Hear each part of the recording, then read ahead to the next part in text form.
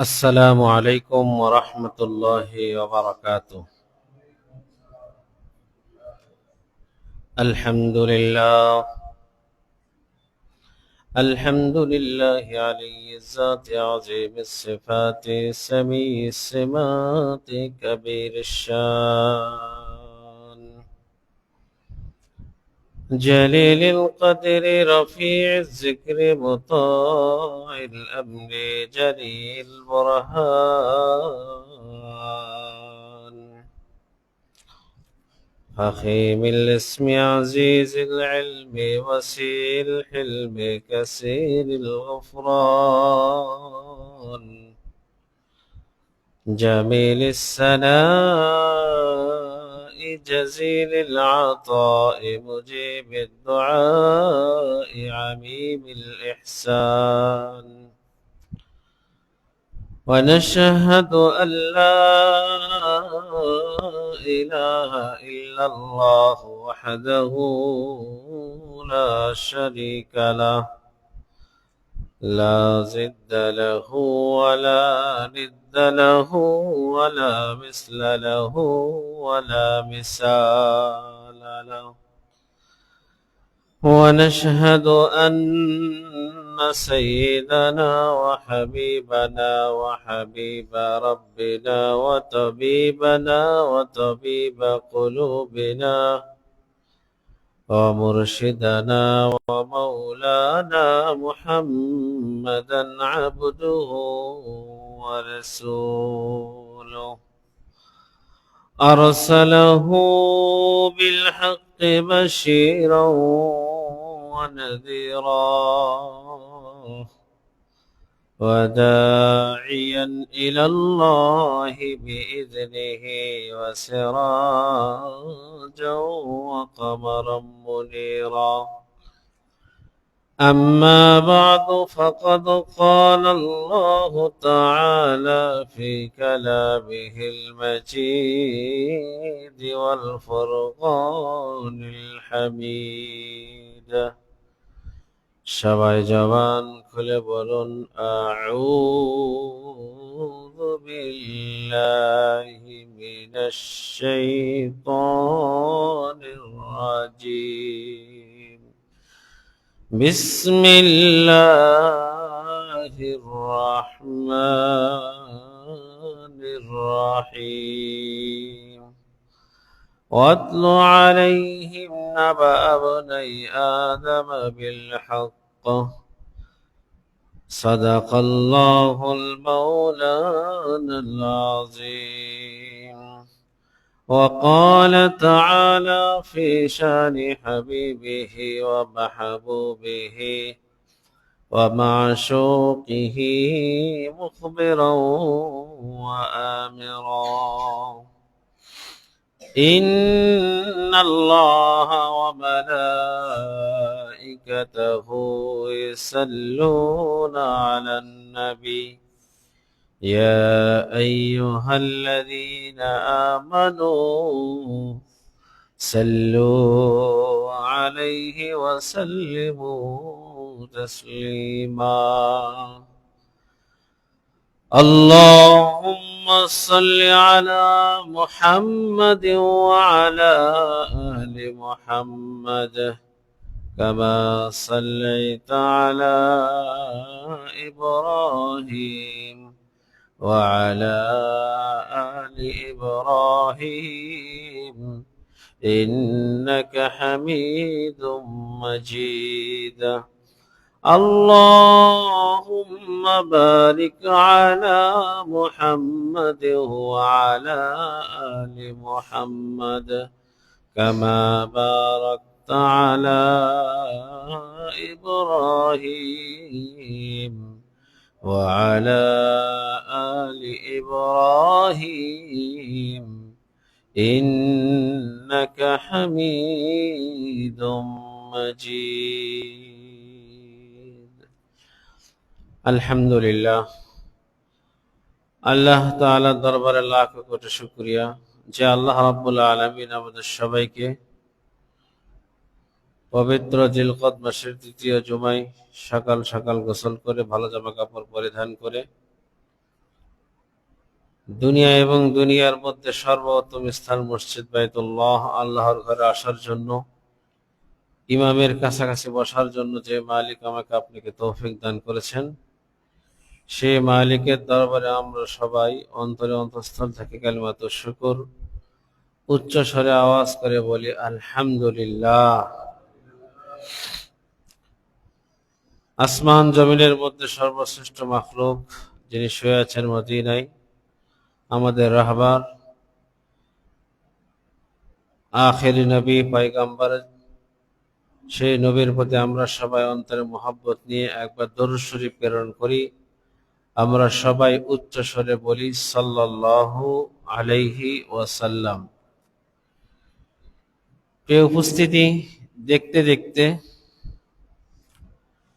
রমজান মাস চলে গেল, শাওয়াল মাস চলে গেল, জিলকদ মাস শেষের দিকে, সামনে আসতেছে জিলহজ মাস। এই জিলহজ মাস মুসলমানের জন্য কয়েকটি গুরুত্বপূর্ণ ইবাদা, ফরজ ইবাদা এই জিলহজ মাসে হয়ে থাকে। বিশেষ করে জিলহজ মাসে আল্লাহ তাআলা যাদেরকে সামর্থ্য দিয়েছেন তারা বাইতুল্লাহ শরীফ জিয়ারতের জন্য চলে গিয়েছে। এই জিলহজ মাসে 5 দিন হজ্জে বাইতুল্লাহ কার্যক্রম, ফরজ একটি ইবাদত, সে ইবাদত হবে। সে ইবাদতের মধ্যে আরেকটি গুরুত্বপূর্ণ ইবাদত হইল কুরবানি করা। তো শুধু হাজিদের জন্য কুরবানি এমন নয়, আমরা যারা পৃথিবীর আনাচে কানাচে ছড়িয়ে ছিটিয়ে আছি, আল্লাহ তাআলা যাদেরকে সম্পত্তি দিয়েছেন, যাদের উপর কুরবানি ওয়াজিব হয়, আল্লাহ তাআলার জন্য নির্দিষ্ট সময়ের মধ্যে নির্দিষ্ট পশু জবাহ করা, যেটাকে ইয়াউমুল উযহিয়া বলা হয়, কুরবানির দিন বলা হয়। সে কুরবানির দিনই আল্লাহর সন্তুষ্টির জন্য কোন প্রাণীকে জবাহ করা, কুরবানি দেওয়া, এটা একটি গুরুত্বপূর্ণ ইবাদত। আজকে মে মাসের 8 তারিখ, আর মাত্র কয়েকদিন, এই মাসের 28 তারিখ অথবা 27 তারিখে কুরবানির ঈদ হবে। কথা বলেন ঠিক কিনা? তো কুরবানি গুরুত্বপূর্ণ একটি ইবাদত। এই কুরবানির হুকুম হাকাম আমাদের সকলের জানা দরকার। কুরবানির সম্পর্কে জানাবে মুহাম্মদুর রাসূলুল্লাহ সাল্লাল্লাহু আলাইহি ওয়াসাল্লাম কি বলেছেন, এই কুরবানি সম্পর্কে স্বয়ং আল্লাহ রাব্বুল আলামিনের কি আদেশ, কি নির্দেশ, আল্লাহ তাআলা কিভাবে চান বান্দার কুরবানিটা আল্লাহ তাআলা কবুল করার জন্য কি কি দরকার, সব সম্পর্কে আমাদের জানা দরকার। প্রত্যেকটা ইবাদত যদি জেনে করা হয়, সেই ইবাদতটা আল্লাহ তাআলার কাছে অতি সহজে কবুল হয়। জোরে বলেন সুবহানাল্লাহ। আর ইবাদত করতেছি, ইবাদত সম্পর্কে জানি না, সেই ইবাদতটা কবুল হওয়ার ক্ষেত্রে অনেক সময় দেরি হবে, লেট হবে। ফর এক্সাম্পল, আমি নামাজ পড়তেছি, নামাজের ফরজ সম্পর্কে আমি জানি না, নামাজের ফরজ কয়টি, নামাজের ওয়াজিব কয়টি, নামাজের সুন্নত কয়টি। তো আমি 50 বছর 60 বছর ধরে ইবাদত করে গেলাম, নামাজ পড়ে গেলাম, কিন্তু নামাজের ফরজ সম্পর্কে যদি না জানি, আমার নামাজের মধ্যে যদি ফরজটা ছুটে যায়, আমি সারা জীবন নামাজ পড়লে সেই নামাজটা কি হবে বলেন? হবে না।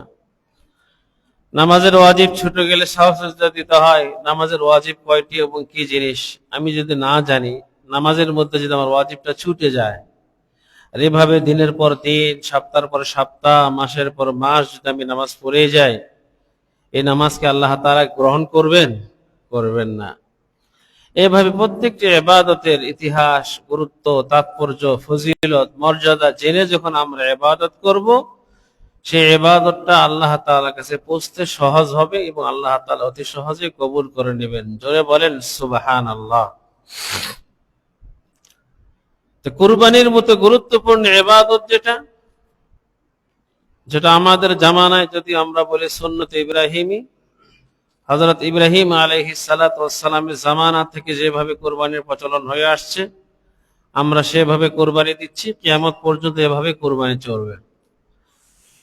তবে ইতিহাসে দেখা যায় শুধু ইব্রাহিম আলাইহিস সালাতু ওয়াস সালামের সময় থেকে কোরবানি নয়, পৃথিবীর শুরু থেকে আমাদের সর্বপ্রথম মানুষ আল্লাহ তাআলা যখন দুনিয়াতে পাঠান, আমাদের আদি পিতা হযরতে আদম আলাইহিস সালাতু ওয়াস সালাম যখন পৃথিবীতে আসেন, তখন থেকে কোরবানির এই ইবাদত সেটা ছিল, তবে পদ্ধতি ছিল ভিন্ন রকম। কিতাবের মধ্যে আসতেছে এক এক সময় এক এক জামানায় এক এক পদ্ধতিতে কোরবানির ইবাদতের সিস্টেম ছিল। তবে ইব্রাহিম এবং ইসমাঈল আলাইহিস সালাতু ওয়াস সালামের জামানা থেকে শুরু করে নিয়ে শেষ নবী আখির নবী হাত্তাকে কিয়ামত পর্যন্ত হযরত ইব্রাহিম আলাইহিস সালাতু ওয়াস সালামের পর থেকে নিয়ে ধারাবাহিকভাবে যে কোরবানির সিলসিলা আসতেছে, এটা কিয়ামত পর্যন্ত চলতে থাকবে। জোরে বলেন সুবহানাল্লাহ।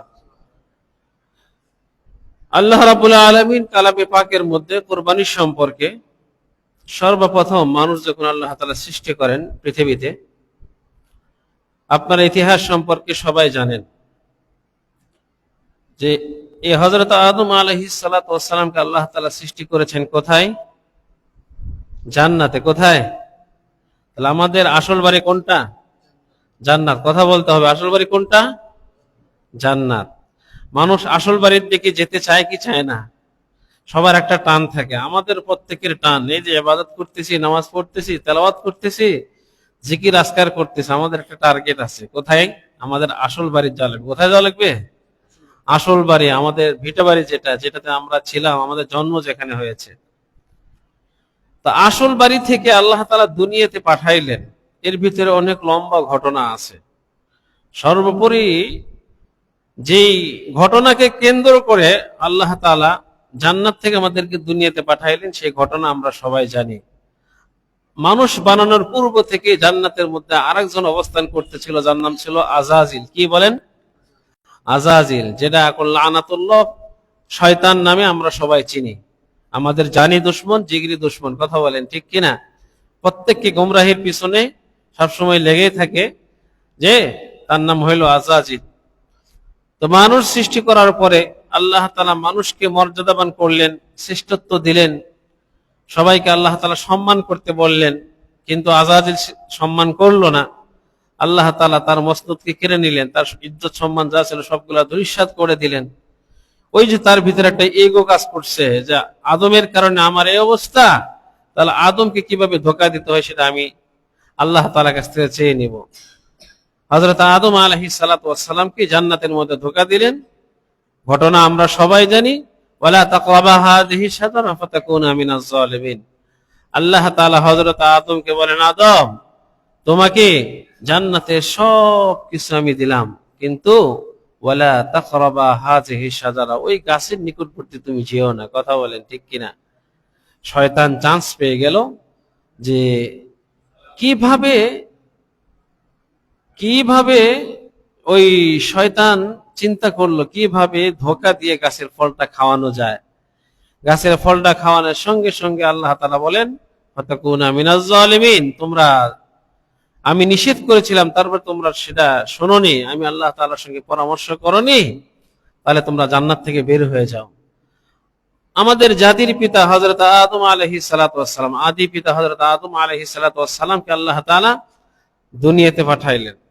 আল্লাহ তাআলার লক্ষ্য উদ্দেশ্য ছিল দুনিয়াতে আদমকে পাঠাবো, হাওয়াকে পাঠাবো, পাঠানোর পরে আদম এবং হাওয়া থেকে সন্তান হবে, সে সন্তান থেকে মানুষের বিস্তৃত লাভ হবে।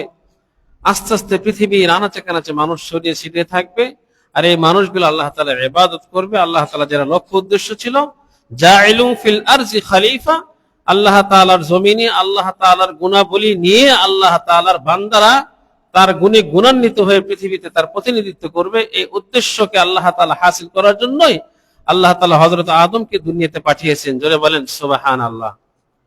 তৎকালীন সময়ে মানুষ মাত্র দুইজন, আদম এবং হাওয়া।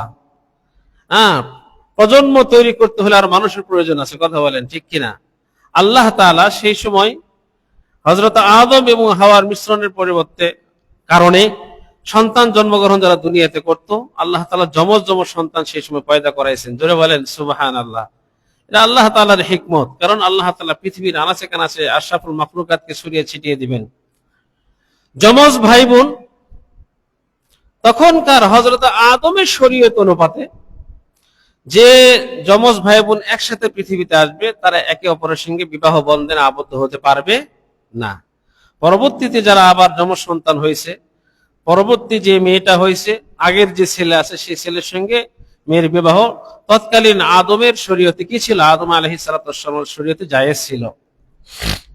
ইতিহাসের মধ্যে লিখতেছে, এই কুরবানি ইতিহাস টানার সময় ইতিহাসটা নিয়ে আসছে। ওয়াতলু আলাইহিম নাবা আবনা আদম বিল হক ইয ক্বাররাবা কুরবানা ফাতাকাব্বালা মিন আহাদিহিমা ওয়া লাম ইয়াতাকাব্বাল মিনাল আখার। আয়াতের তাফসীরের মধ্যে লিখতেছে যে তৎকালীন সময় হাবিল এবং কাবিল দুই ভাই, আর হাবিল আর কাবিলের সঙ্গে যে যমজ দুই বোন আল্লাহ তাআলা পৃথিবীতে জন্মগ্রহণ করাইছে, তাহলে হাবিলের সঙ্গে যে জন্ম হয়েছে তার সঙ্গে তার বিবাহ জায়েজ হবে না। তাহলে বিবাহ করতে হবে কাবিলের সঙ্গে যে বোনটা পৃথিবীতে আসছে। কথা বলেন ঠিক কিনা? যেহেতু অল্টারনেট করতে হবে। আল্লাহ তাআলার আদেশ, তাদের যখন বিবাহের বয়স হয়ে গেল, বাবা আদম আলাইহিস সালাতু ওয়াস সালাম তাদেরকে বললেন, সন্তান, আমাদের শরীয়তে আল্লাহ তাআলার হুকুম হইল যমজ ভাই বোন বিবাহ করা যাবে না। তোমার পরে যে বোন আসছে সে বোনের সঙ্গে তোমার বিবাহ করতে হবে, আবার আগেরটার সঙ্গে পরের বোনের বিবাহ করতে হবে। এটা আদেশ কার? আল্লাহ তাআলার আদেশ। পৌঁছে দিচ্ছেন পয়গম্বর আদম আলাইহিস সালাতু ওয়াস সালাম সন্তানের জন্য। কিন্তু সেই সময় শয়তান ধোঁকা দিল। শয়তান তো পৃথিবীতে আসার পর থেকেই জানছে আছে কিভাবে আদমকে ধোঁকা দেওয়া যায়, মানুষকে ধোঁকা দেওয়া যায়। হাবিলের সঙ্গে কাবিলের সঙ্গে, হাবিলের সঙ্গে যে মেয়ের বিবাহ হবে, কাবিলের সঙ্গে যে মেয়ের বিবাহ হবে, এই দুই বোনের মধ্যে এক বোন ছিল সুন্দর আর এক বোন ছিল অসুন্দর। কিতাবের মধ্যে লিখতেছে, তখন এক ভাইকে শয়তান ধোঁকা দিল যে তুই অসুন্দর মেয়েকে কেন বিবাহ করবি? তোর সঙ্গে যা জন্ম হয়েছে তুই অনেক সুন্দর, তাকে তুই বিবাহ কর। আদম আলাইহিস সালাতু ওয়াস সালাম বলে, এটা আমার শরীয়তে জায়েজ নেই, আল্লাহ তাআলার নিষেধ, এটা করাও যাবে না। শয়তান তখন ধোঁকা দিল যে প্রয়োজনে তুই তোর ভাইকে হত্যা করে হলেও তুই ওই বোনকে তুই বিবাহ কর। জোরে বলেন নাউজুবিল্লাহ। তাহলে প্রথম ধোঁকা দিয়েছে জান্নাতের মধ্যে, দ্বিতীয় ধোঁকা দিচ্ছে মানুষকে পৃথিবীতে আসার পর থেকে। কিয়ামত পর্যন্ত মানুষকে ধোঁকা দিবে এই শয়তান। আল্লাহ তাআলার কাছে সে তার হায়াতকে কিয়ামত পর্যন্ত সময় চেয়ে নিয়েছেন। কোরআনে কারীমের মধ্যে এসেছে শয়তান মানুষকে ধোঁকা দিতে চাবে, কিন্তু যে সমস্ত বান্দারা মুত্তাকি পরহেজগার, যাদের দিলের ভিতরে তাকওয়া থাকবে, শয়তান তাদেরকে ধোঁকা দিতে পারবে না। জোরে বলেন সুবহানাল্লাহ। শয়তান ধোঁকা দিয়ে হাবিল এবং কাবিলের মধ্যে একটা দ্বন্দ্ব লাগাই দিল। হযরত আদম আলাইহিস সালাতু ওয়াস সালাম বলেন, তোমরা দুই ভাই গন্ডগোল করো না, তোমাদের মধ্যে ফায়সালা করবে আল্লাহ তাআলা যে পদ্ধতিতে, সেটা হইল তোমরা দুই ভাই কুরবানি করবা। যার কুরবানি আল্লাহ তাআলার কাছে কবুল হবে, সে যে বোনকে নিয়ে তোমরা মারামারি করতেছো তাকে তোমরা বিবাহ করতে পারবা। জোরে বলেন সুবহানাল্লাহ। তৎকালীন দুই ভাইয়ের মধ্যে এক ভাই শস্যর আবাদ করত, আর এক ভাই পশু পাখি প্রাণী এর লালন পালন করত। তৎকালীন কুরবানির হুকুম ছিল যে যে যে জিনিসটা লালন পালন করবে সেই জিনিসের মধ্যে উৎকৃষ্ট যেটা ভালো, সেই জিনিসটা আল্লাহর সন্তুষ্টির জন্য এক জায়গায় রেখে দিবে পাহাড়ের উপরে রেখে দেওয়ার পরে আল্লাহ তাআলা আসমান থেকে এসে যার কুরবানি কবুল হবে সেটাকে আল্লাহ তাআলা পুরে নিয়ে চলে যাবেন, আর যার কুরবানি কবুল হবে না আপন অবস্থায় সেটা রয়ে যাবে। তৎকালীন কুরবানির হুকুম ছিল এটা। আল্লাহ তাআলা পরবর্তীতেও এই কুরবানি করার ক্ষেত্রে আল্লাহ তাআলা একটা আয়াত নাযিল করেছেন, লা ইয়ানাল্লাহু লুহুমুহা ওয়ালা দিমাউহা ওয়ালাকিন ইয়ানালুহুত তাকওয়া মিনকুম। পৃথিবীর মানুষ শোনো, তোমরা যখন আমি আল্লাহর সন্তুষ্টির জন্য কুরবানি দিবা, সেই কুরবানি আমি আল্লাহ তাআলা গ্রহণ করব। ওয়ালাকিন ইয়ানালুহুত তাকওয়া মিনকুম, কুরবানিটা তার যার দিলের ভিতরে যত বড় তাকওয়া হবে আল্লাহ তাআলা তার কুরবানি তত তাড়াতাড়ি কবুল করবেন। জোরে বলেন সুবহানাল্লাহ। তো হাবিল আর কাবিলের কুরবানির ক্ষেত্রে আল্লাহ তাআলা একই হুকুম নাযিল করেছেন যে যার তাকওয়া বেশি হবে তার কুরবানি আল্লাহ তাআলা কবুল করবেন। দুই ভাই, একজন তার ফসলাদির মধ্যে উত্তম ফসলাদি না দিয়া কোন রকম পচা গান্দা ফসলাদি পাহাড়ের উপর রেখে আসছে। আর এক ভাই সেই সময় দুম্বা লালন পালন করছে, একটা দুম্বা পাহাড়ের উপর, উৎকৃষ্ট দুম্বা আল্লাহ তাআলার জন্য, কুরবানির জন্য, যেহেতু শরীয়তের আদেশ, বাবা বলেছেন আল্লাহ তাআলা এটা নিবেন এবং কবুল করবেন, এই জন্য উৎকৃষ্ট দুম্বা সে পাহাড়ের উপর রেখে আসছে। পরের দিন সকালবেলা দুই ভাই গিয়েছে, যাওয়ার পর দেখে যে ভাই শরীয়তের হুকুম পালন করার ক্ষেত্রে কোন রকম গড়িমসি করে পচা গান্দা শস্য রেখে আসছে, আল্লাহ তাআলা সেটা কবুল করেনি। আর এক ভাই যেটা আল্লাহর হুকুম লালন পালন করার ক্ষেত্রে তাকওয়া অবলম্বন করার জন্য তার মালের মধ্যে, সম্পদের মধ্যে যেটা সবচেয়ে ভালো, সেই দুম্বা যেটা রেখে আসছিল পাহাড়ের উপর, সে আল্লাহ তাআলা কবুল করে নিয়েছেন। যেটা বলেন সুবহানাল্লাহ। হযরত আদম আলাইহিস সালাতু ওয়াস সালাম কুরবানির মাধ্যমে দুই ভাইয়ের মধ্যে ফয়সালা করার চিন্তা করেছেন। হযরত আদম আলাইহিস সালাতু ওয়াস সালাম দুই সন্তানকে ডেকে বলে, দেখো তার দিলের অবস্থা আল্লাহ তাআলা জানে, তার দিলের ভিতরে তাকওয়া আছে, সে নেককার, মুত্তাকি, পরহেজগার। আল্লাহ তাআলা তার কুরবানি কবুল করে নিয়েছেন, বিধায় শরীয়ত যেটা হুকুম করেছে সেটাই করতে হবে। জোরে বলেন সুবহানাল্লাহ। কিন্তু হাবিল চিন্তা করলো যে আমার শস্য আল্লাহ নেয়নি, আমার ভাগে সুন্দরী মেয়েটাও আসবে না, যেভাবে হোক আমি আমার ভাইকে হত্যা করব। ফাকাতাল, সে কি করবে? হত্যা করবে এবং শয়তানের ধোকায় পড়ে নিজের ভাইকে হত্যা করে। পৃথিবীর ইতিহাসে সর্বপ্রথম হত্যা হলো সেটা, যেটা হযরত আদম আলাইহিস সালাতু ওয়াস সালামের দুই ছেলে হাবিল আর কাবিলের মধ্যে ঘটনা ঘটছে। পৃথিবীর ইতিহাসে তার আগে কোনোদিন মানুষ মারা যায় নাই। মানুষ মারা যাওয়ার পরে সে মানুষকে কি করতে হবে তার ভাই জানে না।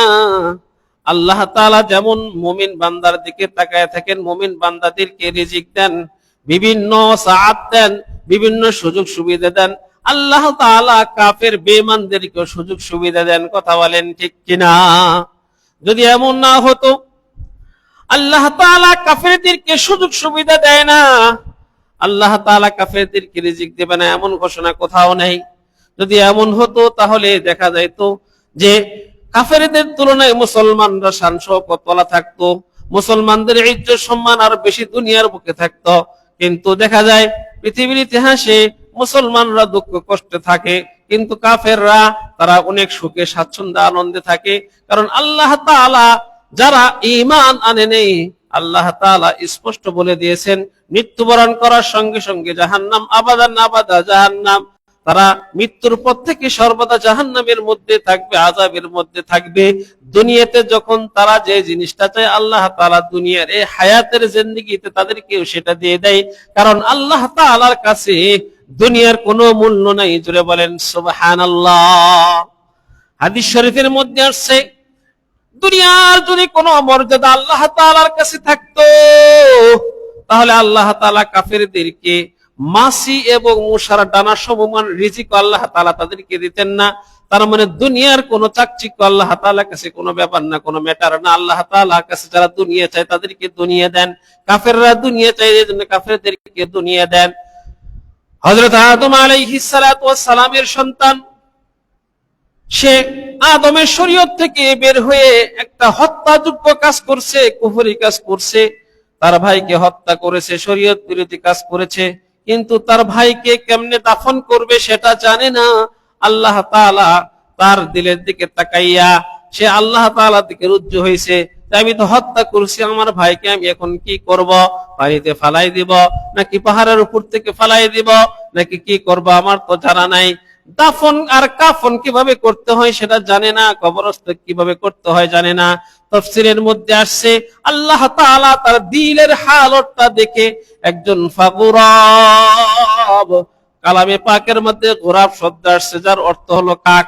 আল্লাহ তাআলা একটা কাককে তার সামনে এনে ওই কাকটা আস্তে আস্তে আস্তে আস্তে মাটি হাসরানো শুরু করে দিয়েছে। হাসরাইতে হাসরাইতে মাটির এক পর্যায়ে গর্ত হয়ে গেছে, ওই গর্তের মধ্যে ছোট্ট একটা জিনিস রেখে দিয়েছে।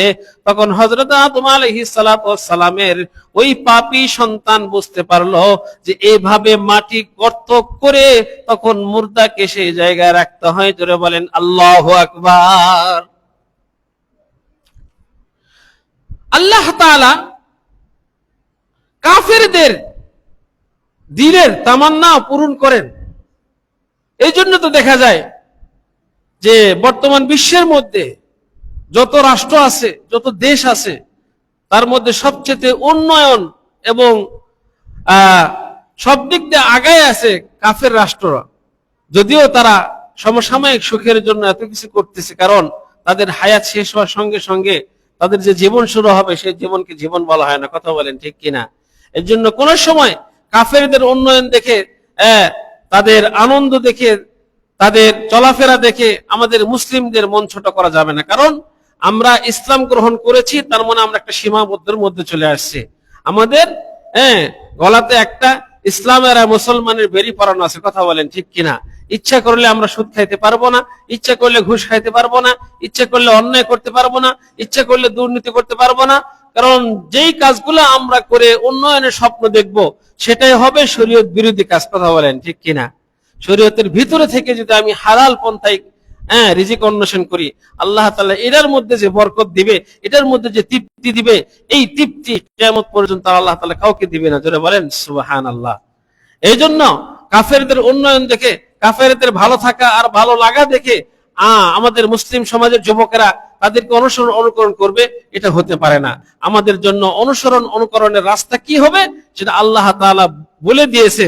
যেহেতু আমরা শরীয়ত মানি, আমরা আল্লাহকে মানি, আল্লাহর রাসূলকে মানি, কিয়ামতকে বিশ্বাস করি, পৃথিবীর হায়াতের জিন্দেগির হালাল হারামকে আমরা বিশ্বাস করি। কথা বলেন ঠিক কিনা? তো কুরবানির ইতিহাস সম্পর্কে কিতাবের মধ্যে জেনে লিখতেছে, তৎকালীন হযরত আদম আলাইহিস সালাতু ওয়াস সালামের দুই সন্তানের ঝগড়ার সময় আল্লাহ তাআলা কুরবানির পদ্ধতি যেটা অবলম্বন করে দিয়েছিলেন, যে তাদের উৎকৃষ্ট প্রাণী, উৎকৃষ্ট জিনিসটা যখন পাহাড়ের উপর রাখবে, আল্লাহ তাআলা গায়বী ভাবে এসে সেটাকে কি করবেন? গ্রহণ করবেন। সেই কুরবানি আল্লাহ তাআলা কবুল করছে বলে গণ্য হবে। আল্লাহ তাআলা হযরতে আদম আলাইহিস সালাতু ওয়াস সালাম শরীয়তে কুরবানির পদ্ধতি এইভাবে আল্লাহ তাআলা দিয়েছিলেন। পরবর্তীতে অন্যান্য পয়গম্বরে অন্যান্য ভাবে তারা কুরবানি দিয়েছেন। সর্বশেষ হযরত ইব্রাহিম আলাইহিস সালাতু ওয়াস সালাম এবং হযরত ইসমাঈল আলাইহিস সালাতু ওয়াস সালামের যে ঘটনা আপনারা সবাই জানেন, সেখান থেকে কুরবানির যে রীতি আর নীতি আসছে, সেই কুরবানির রীতি এবং নীতি কিয়ামত পর্যন্ত থাকবে। জোরে বলেন সুবহানাল্লাহ। আল্লাহ তাআলা হযরত আদম আলাইহিস সালাতু ওয়াস সালামকে দুই সন্তানের এই কুরবানির কথা কোরআনে কারীমের মধ্যে বলেন, ওয়াতলু আলাইহিম নাবা আবনাই আদম বিল হক إذ قربا قربانا فتقبل من أحدهما ولم يتقبل من الآخر قال إنما يتقبل الله من المتقبلين। আল্লাহ তাআলা বলেন, তারা দুই ভাই যখন কুরবানি করলো, এক ভাইয়ের দিলের ভিতরে তাকওয়া ছিল, মুত্তাকি পরহেজগার হওয়ার কারণে, আল্লাহর ভয় দিলে থাকার কারণে, আল্লাহকে রাজি সন্তুষ্ট করার জন্য কুরবানি দিয়েছিল। আমি আল্লাহ ওই ভাইয়ের কুরবানিকে কবুল করে নিয়েছি। জোরে বলেন সুবহানাল্লাহ। আল্লাহ তাআলা বলেন, লা ইয়ানালাল্লাহ লুহুমুহা ওয়ালা দিমাউহা ওয়ালাকিন ইয়ানালুহুত তাকওয়া মিনকুম। পৃথিবীর মানুষ শোনে, আল্লাহ তাআলার সন্তুষ্টির জন্য তোমরা যখন কুরবানি করবা, মনে করো না যে আল্লাহ তাআলা কুরবানির গোশত নেবে, মনে করো না আল্লাহ তাআলা কুরবানির রক্ত নেবে। আল্লাহ তাআলা বলেন, লা ইয়ানালাল্লাহ লুহুমুহা, আল্লাহ তাআলার কাছে পৌঁছবে না কুরবানি গরুর গোশত, ওয়ালা দিমাউহা, কুরবানি গরুর যে রক্ত সেটা পৌঁছবে না। কি পুষবে? ওয়ালাকিন ইয়ানালুহুত তাকওয়া মিনকুম, এই রক্ত, এই পশু জবাহ করার মধ্যে আল্লাহ তাআলা তোমাদের দিলের হালত দেখবেন, যে আমার কোন বান্দা কোন নিয়তে কুরবানি দিয়েছে। যে বান্দার নিয়ত যত খাঁটি হবে, আল্লাহ তাআলা ওই বান্দার কুরবানিটাও তত তাড়াতাড়ি কবুল করবেন। জোরে বলেন সুবহানাল্লাহ। এই জন্য সামনে কুরবানি ঈদ আসতেছে। এই কিছুদিন পর থেকে কুরবানির রমরমা পরিবেশ শুরু হয়ে যাবে। মনের ভিতরে এই নিয়ত আনা যাবে না যে এলাকার মধ্যে, গ্রামের মধ্যে সবচেয়ে বড় কুরবানি আমার হওয়া লাগবে। এই নিয়ত আনা যাবে না যে বড় গরু কিনবো, বড় গরু কিনলে ফ্রিজ, আমি 2টা ডিপ ফ্রিজ কিনেছি, ওই ফ্রিজ গুলা আমি ভর্তি করব, আর মাসে মাসে আমি কুরবানির গোশত খাবো। আল্লাহ তাআলা বলে, ও বান্দা, তুই ওই মানুষকে দেখানোর জন্য কুরবানি করিস না, গোশত ফ্রিজে জমা করার জন্য কুরবানি করিস না। কুরবানি একমাত্র করবি আমি আল্লাহর সন্তুষ্টির জন্য। জোরে বলেন সুবহানাল্লাহ। তো যাদের উপর কুরবানি ওয়াজিব হয়েছে, আমরা কুরবানি নিয়ত করতেছি যখন যে কুরবানি দিব, তখন থেকে নিয়ত করা কার সন্তুষ্টির জন্য বলেন? আল্লাহর সন্তুষ্টির জন্য, কাউকে দেখানোর জন্য নয়, গোশত খাওয়ার জন্য নয়। এবং মহল্লার মধ্যে মানুষ আমাকে বলবে সবচেয়ে বড় কুরবানি দিয়েছে, কুরবানি না দিলে মানুষ কি বলবে? মানুষের জন্য নয়, করব কার জন্য? আল্লাহর জন্য। যাকে যেমন সম্পত্তি আল্লাহ তাআলা দিয়েছেন, ওই সম্পত্তি যদি আমার উপর কুরবানি ওয়াজিব হয়, ওই সম্পত্তির মধ্য হইতে সর্ব উৎকৃষ্ট সম্পত্তি যেটা এবং বেশি যেটা ভালো লাগার যে জিনিস, ভালোবাসার যে জিনিস, সেই জিনিসটা যদি প্রিয় প্রিয় মানুষের জন্য দেওয়া হয়, তখন নিজেরও ভালো লাগে। কথা বলেন ঠিক কিনা? তো অর্থের মধ্যে, টাকার মধ্যে মানুষের একটা লালসা কাজ করে, সেই টাকা খরচ করার জন্য শয়তান মানুষকে ধোঁকা দেয় যে কি দরকার কুরবানি দেওয়ার। কথা বলেন ঠিক কিনা? কুরবানি দিলে তো টাকা শেষ হয়ে যাবে, বলে যেই টাকা দিয়ে আমি কুরবানি দেব, যত বেশি টাকা দিয়ে আমি কুরবানি করতে পারবো আল্লাহর জন্য, তত বেশি সওয়াব আমি পাবো। জোরে বলেন সুবহানাল্লাহ। বর্তমান সময়ে কিছু কিছু বুদ্ধিজীবীরা বলে কুরবানি না করে গরিব এতিমদের দুস্থদের সেবা করলে তো হয়, কুরবানি না করে এই উন্নয়ন কাজ করলে তো হয়। বলে উন্নয়ন কাজ আমি করব, উন্নয়নের সওয়াব পাবো, কিন্তু কুরবানি হুকুম কার? আল্লাহর হুকুম বাদ দিয়ে আমি মানুষকে সন্তুষ্টি করার জন্য যত ইবাদত করি, এটা আল্লাহ কি করবে না? কবুল করবে না। তো আল্লাহ তাআলা যেটা যেই জায়গায় করতে বলছেন, সেটা যদি আমি সেই জায়গায় সময় মতো করি, তখনই আমি একজন আল্লাহর প্রিয় বান্দা হতে পারবো। জোরে বলেন সুবহানাল্লাহ। এই জন্য আসুন, সামনে কুরবানির সময় আসতেছে, কুরবানি ইতিহাস এবং তাৎপর্য আমরা জানতে পারলাম যে কুরবানি হবে একমাত্র আল্লাহর জন্য। আর কুরবানির জন্য যেটা আমরা করব, আমাদের নিজেদের সবচেয়ে দামি, নিজেদের সবচেয়ে বড় সম্পত্তি যেটা, যেটার প্রতি মানুষের আকর্ষণ বেশি, ভালোবাসা বেশি, লান তারানুল বিররা হাত্তা তুনফিকু মিম্মা তুহিব্বুন, হে দুনিয়ার মানুষ, তোমরা ওই জিনিসটাই বেশি বেশি খরচ করো যেটা তুমি বেশি ভালোবাসো। কথা বলেন ঠিক কিনা? এই জন্য আসুন, আল্লাহ তাআলা আমাদের সবাইকে আল্লাহর হুকুম আদেশ করার ক্ষেত্রে সর্বোত্তম যেটা, সেটা করার তৌফিক দান করেন। সবাই বলেন আল্লাহুম্মা আমিন। ওয়া আখিরু দাওয়ানা আনিল হামদুলিল্লাহি রাব্বিল আলামিন। আমরা যারা সুন্নত পড়িনি, সুন্নতটা পড়ে নেই।